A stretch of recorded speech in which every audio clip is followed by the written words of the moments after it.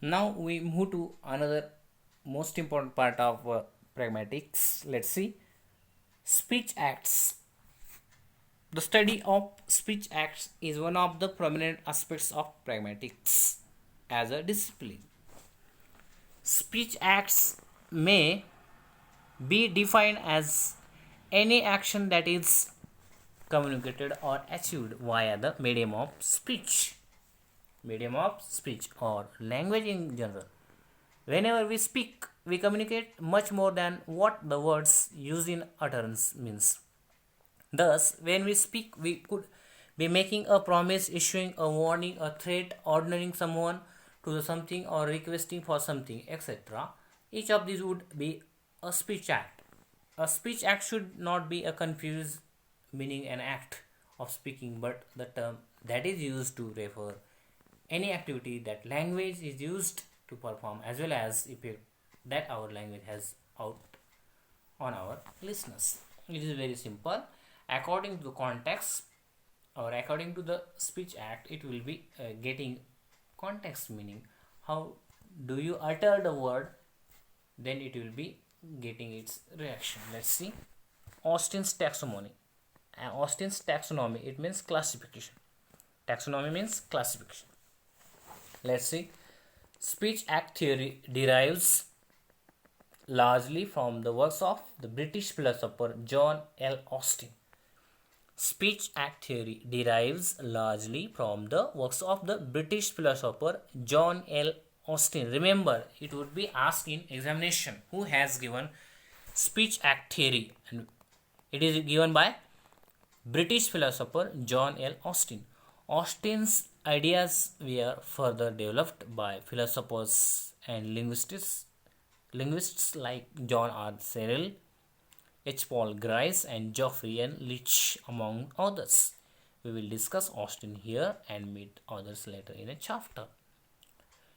In a series of seminal lectures delivered at Howard University in 1955, in a series of seminal lectures delivered at Howard University in 1955, which were later published in 1962.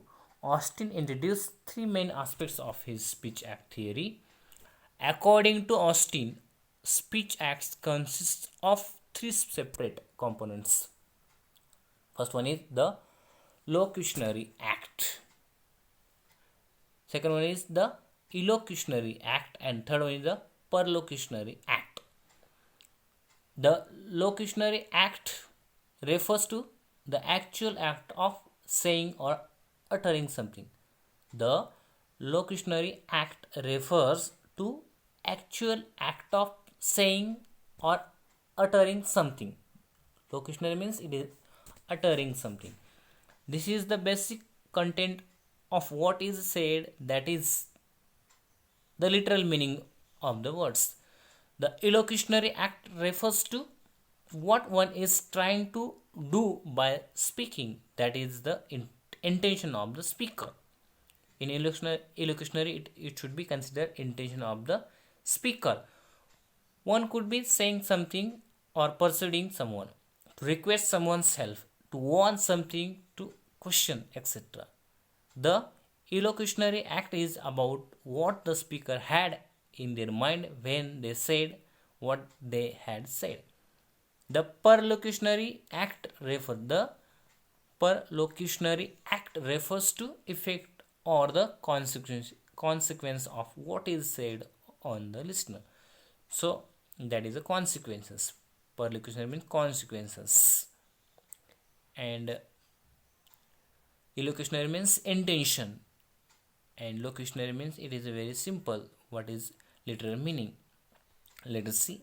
The perlocutionary act refers to the effect or the consequence of what is said on the listener. So if our listener is persuaded or feels threatened or sacred or hopeful because of what we have said, this is the perlocutionary aspect of the theory.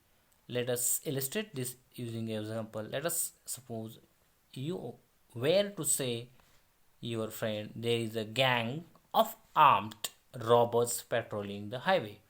There is a gang of armed robbers patrolling the highway.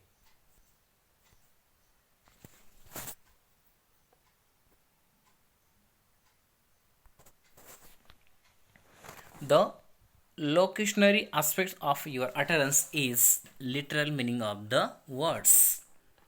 The locutionary aspect of your utterance is the literal meaning of the words that you have used.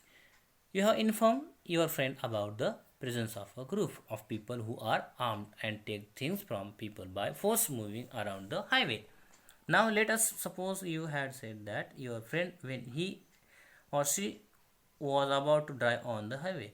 The intention behind you saying that sentence in such a context was not just give some new information to your friend conveyed by the literal meaning of the words. You must have in all the probability said that utterances to your friend as a mark of warning to be careful. Your intention was to warn your friend. It is very clear that your statement, even though it did not begin with the words I warn you that had a supposed purpose, you were trying to do something with your speech. Your act of warning your friend is what you have done using your utterance. This is aspect of speech where you do something using speech. In this case, issue or warning is that we call elocutionary act. Your friend has two choices, either to be affected by your warnings or to simply ignore it. If your elocutionary act of warning is successful, then it will have consequences. The consequence will be that your friend will now be scared to drive on the highway. Such consequences of speech act on listener is known as perlocutory act. Explicit speech acts are often achieved by using the set of verbs known as performative verbs. These verbs including among others verbs like bet, challenge, dare, nominate, promise, warn, resign, welcome, approve, demand, etc. In fact, Austin had claimed that there are more than 100 such verbs in English language.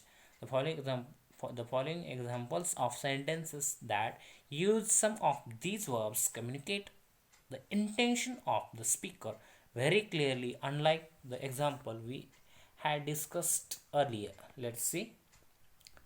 I bet him 1,000 rupees that India would win. B. I challenge you to finish the whole basket of eggs. I dare you to walk alone into the haunted house at midnight.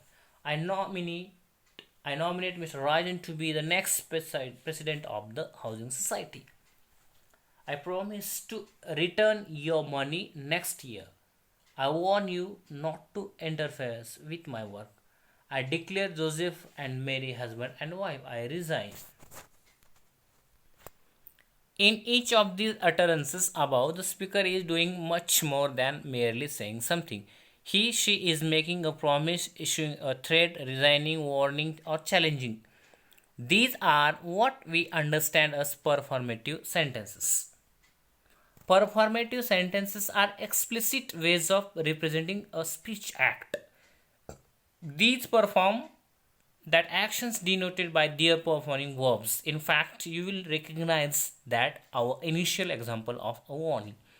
There is a gang of armed robbers patrolling the highway was a simple sentence without any of the performative verbs. In fact, this is how most speech acts looks like. When we use performative verbs, we restrict of meaning of our utterance to our intention.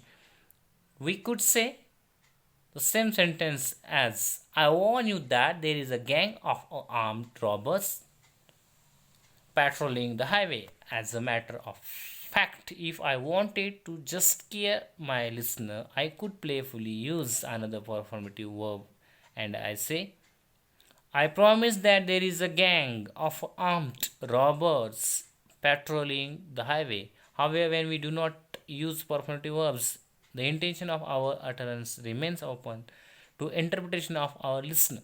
For example, a statement like I will be back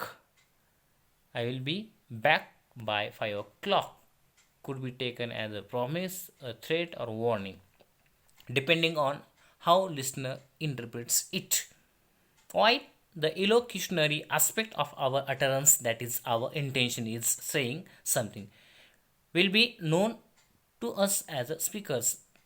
The prelocutionary aspect of our utterance, that is, the consequences or the effect of what we have said, will be dependent on whether the listener considers what we said as a promise, threat, or warning and feels relieved, hopeful, or sacred, or scared.